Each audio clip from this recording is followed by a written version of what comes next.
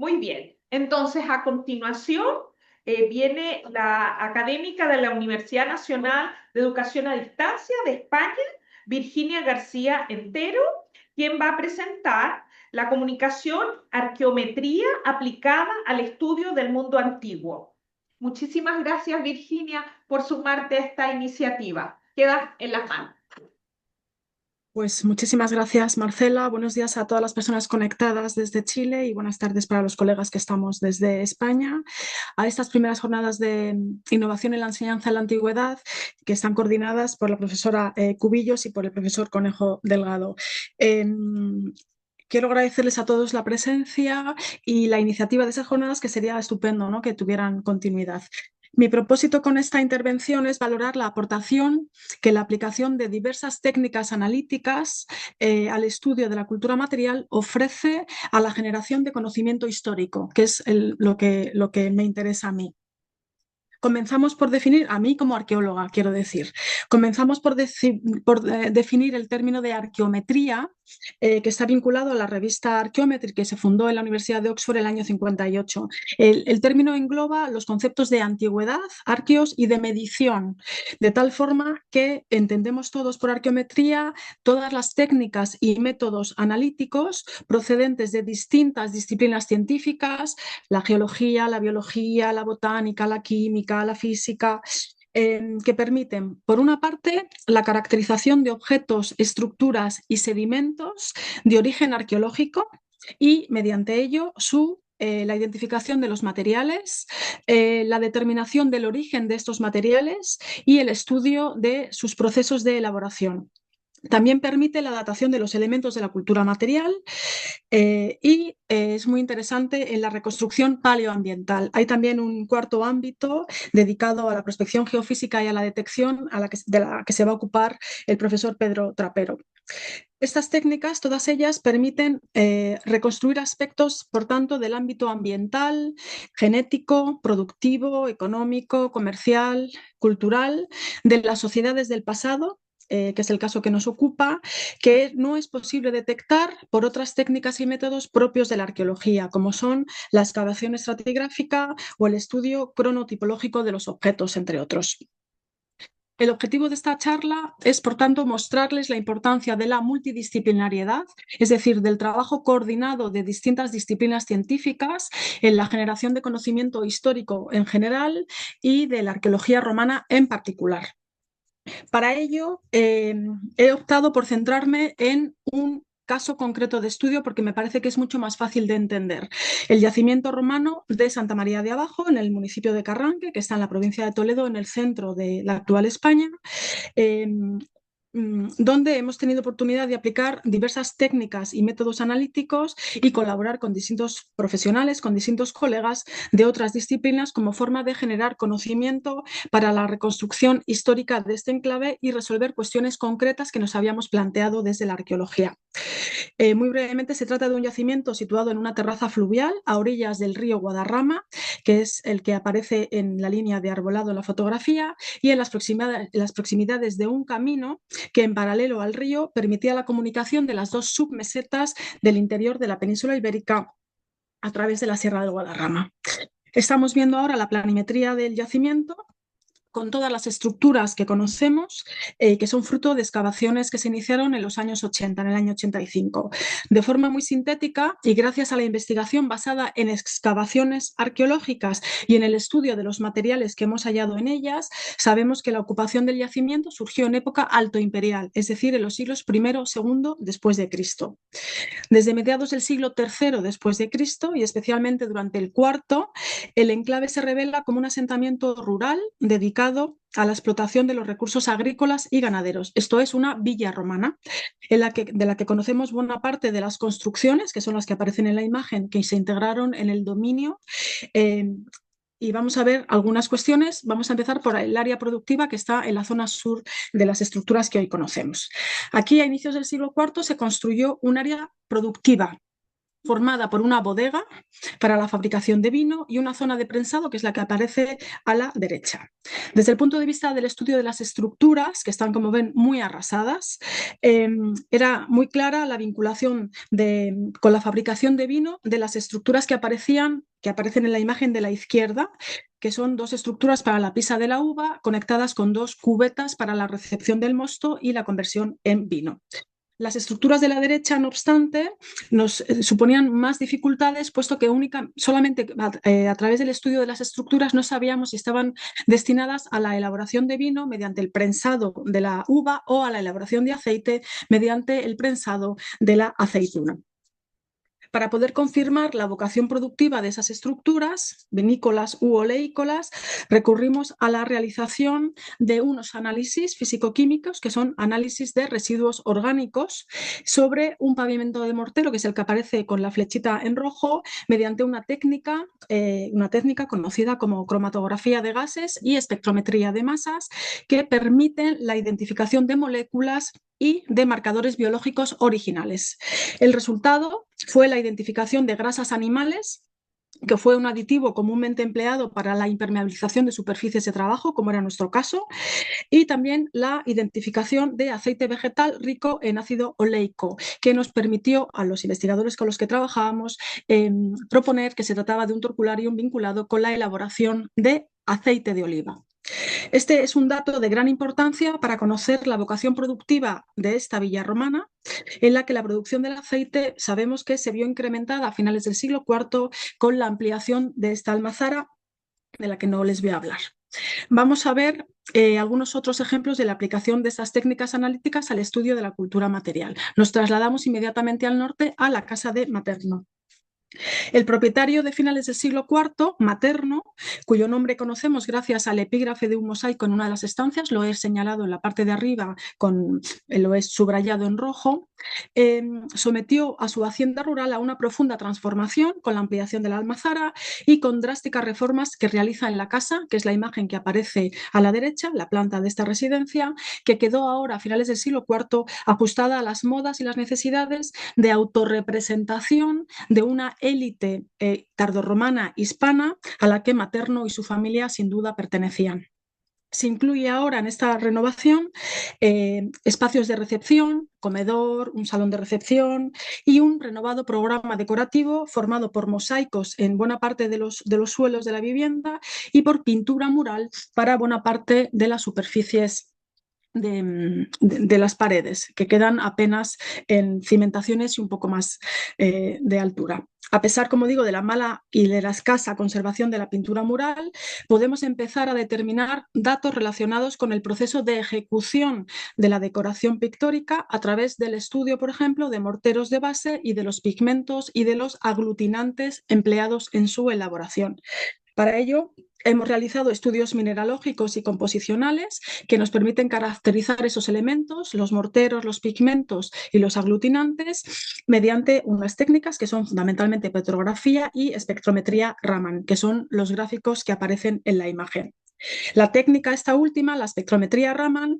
aplicada a pigmentos, por ejemplo, nos ha permitido conocer no solo el carácter mineral y orgánico de los mismos, lo tienen ahí en la imagen, la hematita, el azul egipcio, el carbón, la goetita, el lapislázuli o el cinabrio, sino también aproximarnos a un dato muy interesante, que es el proceso técnico de ejecución de la pintura, como es la técnica al fresco, que ya conocemos por las fuentes y por la propia experiencia, que puede desvelarse, por ejemplo, a través de un análisis, a través de la presencia de carbonatos cálcicos en los pigmentos negro y rojo. Asimismo, la presencia de cinabrio y lapislázuli en algunos fragmentos pictóricos de otro de los edificios del yacimiento de Carranque pueden demostrar que estamos ante restos de una fase medieval en el que se emplearon estos pigmentos frente a los utilizados en época romana, aunque esto es un elemento que tenemos todavía que determinar. Nos trasladamos ahora a la zona norte del yacimiento, donde a finales del siglo IV y en el marco de esta gran reforma de Materno se construyó un gran edificio de representación, al que nosotros venimos denominando como edificio palacial, que es erigido entonces como un verdadero gesto de poder de su propietario y en el que a través de la arquitectura, de los circuitos impuestos a los visitantes, que aparece un esquema en la imagen de la izquierda, y de una exuberante decoración marmórea que vamos a ver muy brevemente, Materno y sus descendientes recibían a huéspedes, amigos o a clientes. Conocida la planimetría y la evolución arquitectónica de los edificios que conforman la villa, queríamos conocer también aspectos sobre los materiales con los que se construyó, la piedra, el ladrillo y los morteros, utilizados en todas las fases atestiguadas del yacimiento, que ya les digo que no solo es un yacimiento romano, sino que también tiene una fase medieval muy importante y una fase moderna también muy importante. Mediante la caracterización mineralógica y composicional podemos conocer aspectos relacionados, por ejemplo, con los procesos de construcción y con las áreas de suministro de rocas, arenas, arcillas y saber, en última instancia, el grado de aprovechamiento de los recursos geológicos del entorno inmediato, de un entorno mucho más amplio de ámbito regional o incluso el recurso a materiales procedentes del comercio de larga distancia. Mediante la colaboración, en este caso con geólogos, hemos aplicado un amplio protocolo analítico basado en análisis petrográficos, texturales, mineralógicos, composicionales, que hemos realizado en las rocas, por ejemplo. Aquí tenemos a un colega haciendo análisis a los ladrillos y me voy a centrar en los granitos. El granito fue una roca utilizada en la construcción de varios de los edificios de Carranque, pero también fue utilizado ampliamente en la elaboración de molinos para la molienda del cereal y en sarcófagos para la inhumación de ciertas personas ya en una necrópolis de época visigoda, esto es de los siglos VI y VII, que se instala sobre el solar de Carranque. Los análisis realizados a granitos del yacimiento en comparación con granitos de áreas potenciales de suministro, porque no sabíamos de dónde eran estos granitos, y hicimos unas prospecciones y unos análisis a las áreas de aprovisionamiento que están en la zona norte, en la Sierra del Guadarrama, que son las que aparecen ahí señaladas en el círculo naranja, y en la zona sur, en torno a los Montes de Toledo. Bueno, pues los análisis nos permitían confirmar que la zona de suministro de los granitos a lo largo del siglo IV hasta el siglo VIII fue la Sierra del Guadarrama, y llegarían al yacimiento a través de la vía a la que antes he hecho alusión. De los morteros, que también pueden ser analizados, estamos comenzando a conocer la naturaleza, su composición y nos da información sobre, por ejemplo, granulometría, la capacidad de carbonatación de estos materiales, datos que contribuyen a conocer la idoneidad de los morteros para los usos a los que estuvieron destinados. Y sabemos que en el caso de nuestro yacimiento se utilizaron unas composiciones, unas mezclas específicas para las cimentaciones, otra para las cubiertas y otras mezclas para revestimientos parietales y pavimentales. Y esto nos interesa porque nos permite conocer y caracterizar los procesos constructivos, que es, bueno, pues una rama en la que estamos dedicados varios investigadores del proyecto desde hace unos años. Tanto a morteros como a ladrillos hemos sumado también la aplicación de una técnica que se llama luminiscencia ópticamente estimulada, en el que mediante el uso de este aparato que aparece ahí mi colega Jorge Sanjurjo utilizando, que es un espectrómetro portátil de rayos gamma, como forma de obtener datos sobre la cronología en el que los morteros fraguaron. Es una forma muy simple de decirlo, pero creo que se entiende, ¿no? Y por tanto la fecha de construcción del propio edificio y de las reformas sucesivas que afectan a distintas de las construcciones en las que se utilizaron morteros. Los datos en este caso están todavía en proceso de interpretación.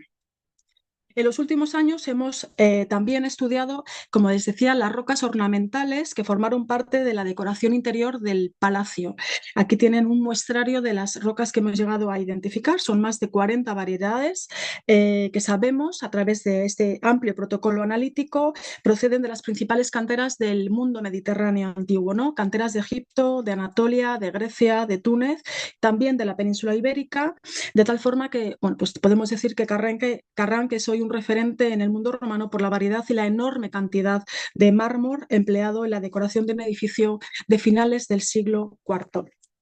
En el mapa, en rojo, aparecen las canteras de procedencia del mármol. El punto amarillo es la localización de Carranque en el centro de la península ibérica. En este caso, hemos aplicado también un amplio protocolo analítico para la caracterización de los materiales basado en petrografía, microscopía óptica. Tienen ahí algunas imágenes del proceso de analítica, de catodoluminiscencia y análisis también composicionales mediante espectrometría de masas, de relaciones isotópicas. Son todo nombres, entiendo, muy complejos, pero que dan, detrás de ellos hay una enorme capacidad analítica y de difracción de rayos X.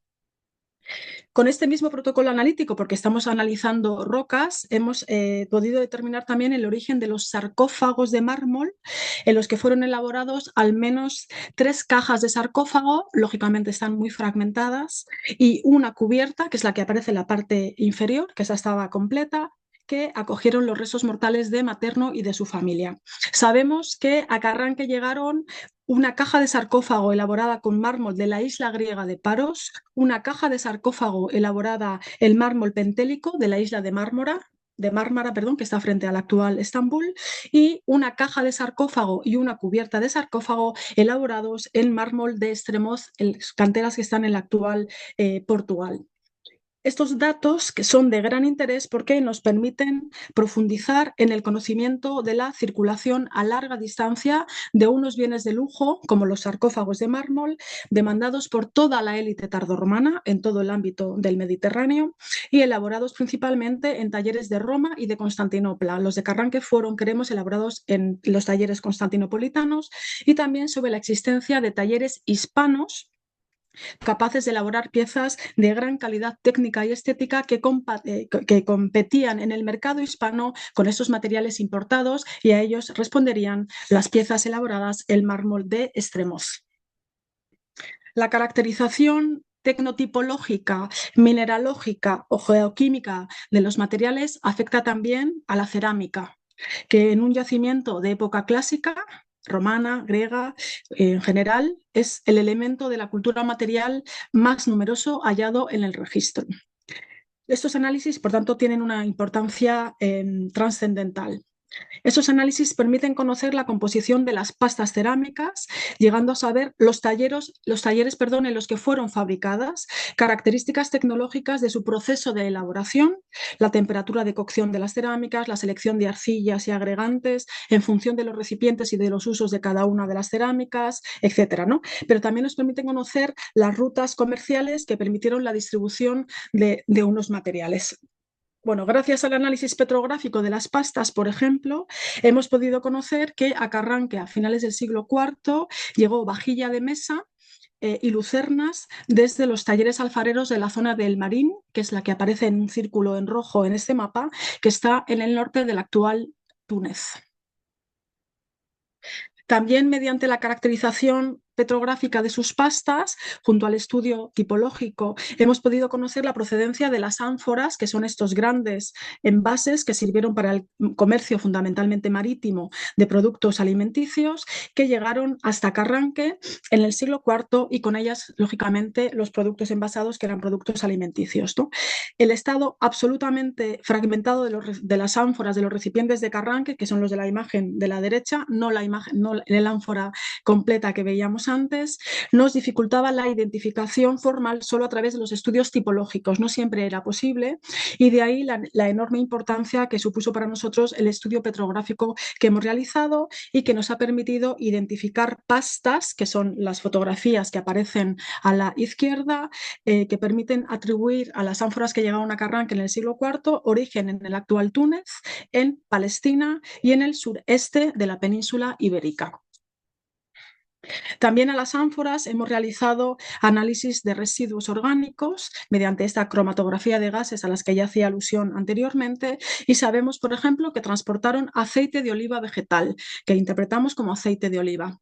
Algunas presentan además vestigios de la resina de pináceas que fueron utilizadas como elementos impermeabilizantes de los envases durante su transporte. Estos datos son muy interesantes porque sabemos que a Carranque llegó, por tanto, en el siglo IV, aceite de oliva procedente de Palestina, de Túnez y del sureste de la península ibérica, de Murcia, de la actual provincia de Murcia, y permiten situar una vez más el yacimiento en un entramado comercial y de distribución de bienes a larga distancia que confirman que se trata de un importante centro consumidor de productos de lujo. Hemos hablado de los mármoles, de los sarcófagos, de las cerámicas, y un enclave al que llegaban también productos alimenticios como el aceite de oliva, a pesar de que, como hemos podido confirmar, en Carranque se produjo mucho aceite de oliva.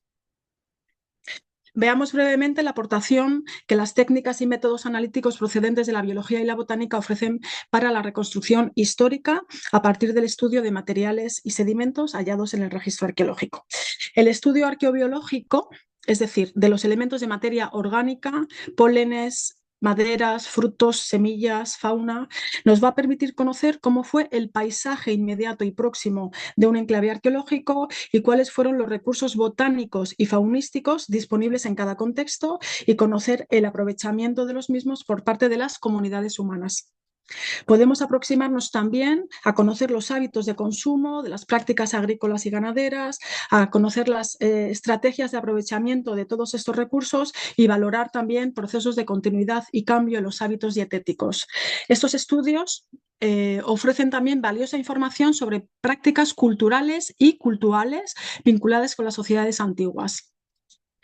En relación con el estudio de los recursos botánicos, la palinología, es decir, el estudio de los pólenes, y la antracología, es decir, el estudio de las maderas, permite plantear una aproximación a las características de este paisaje al que hacía antes alusión y las estrategias de explotación y uso de estos recursos. Tanto los pólenes que se recuperan mediante columnas polínicas, como el que aparece en la imagen de la derecha, como las maderas recuperadas por flotación, que es la imagen del proceso que está en la parte de arriba, son identificadas a través de su observación en un microscopio, lo que permite su clasificación.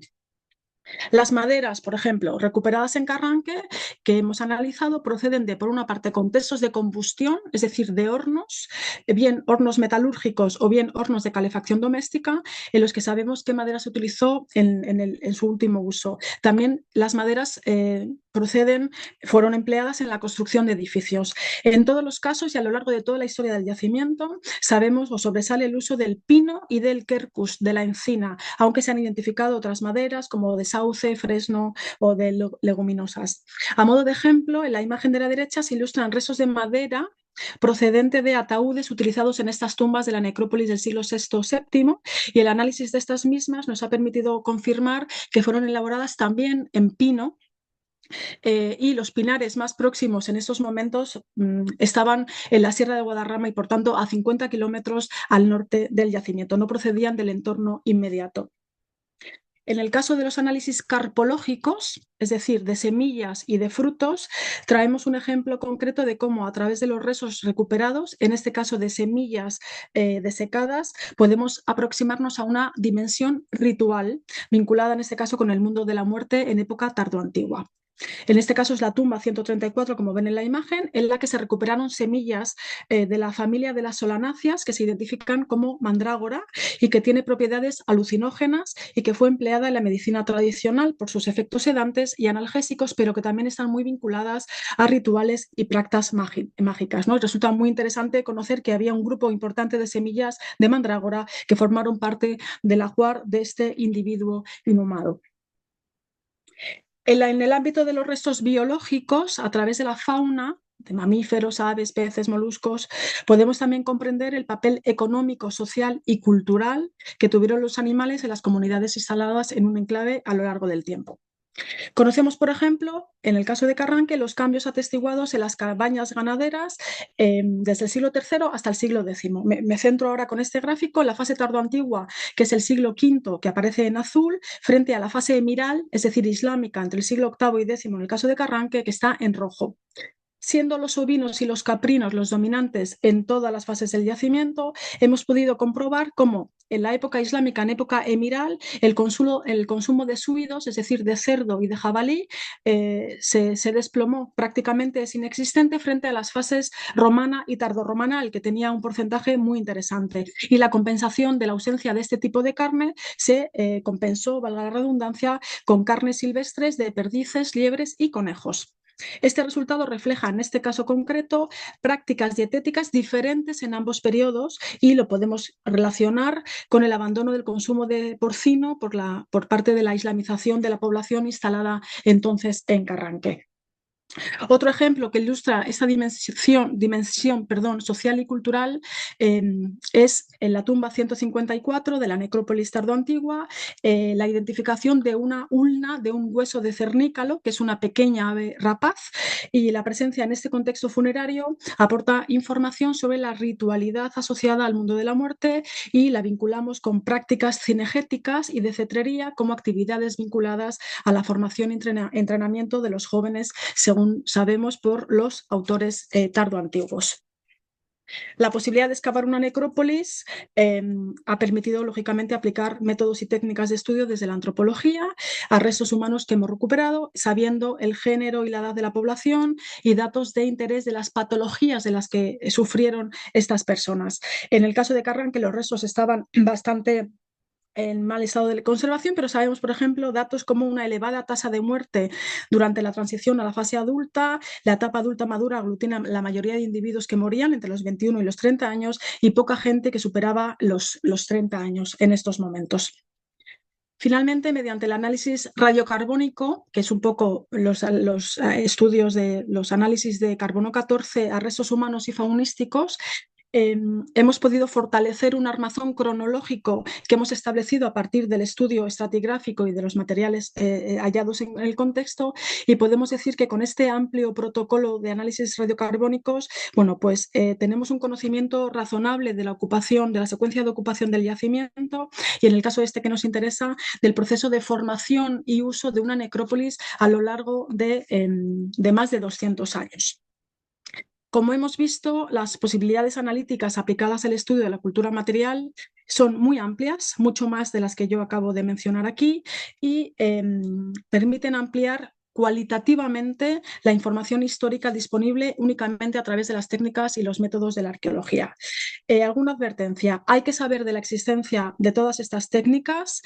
el alcance de los resultados de cada una de ellas e integrar los datos a través de la interpretación a la reconstrucción histórica, resolviendo problemas concretos. Y es muy interesante la advertencia, creo, que es que hay que huir del peligro de la sobreinterpretación de los datos, que a veces como historiadores nos superan. Muchísimas gracias por la atención.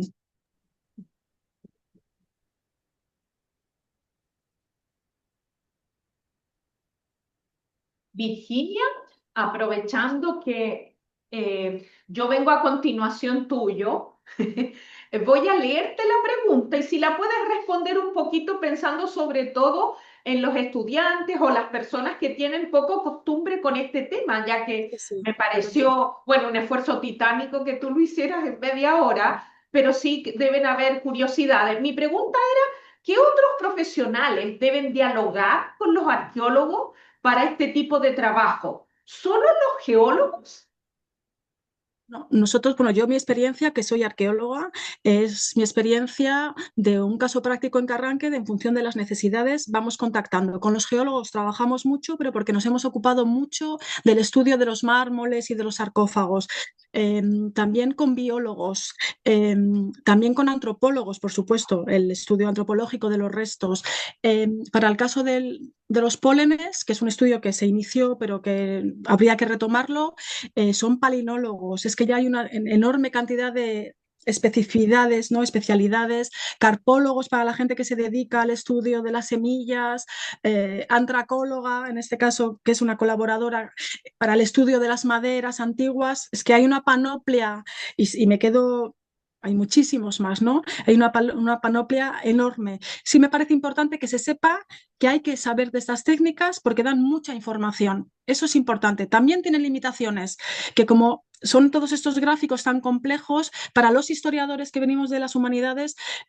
a veces nos abruman y nos creemos que eso son ciencias exactas. No son ciencias exactas. Las técnicas tienen limitaciones y por eso el arqueólogo, el historiador, tiene que saber lo que busca y tiene que saber el alcance y las limitaciones de las técnicas para integrar los datos. Eso es importante también.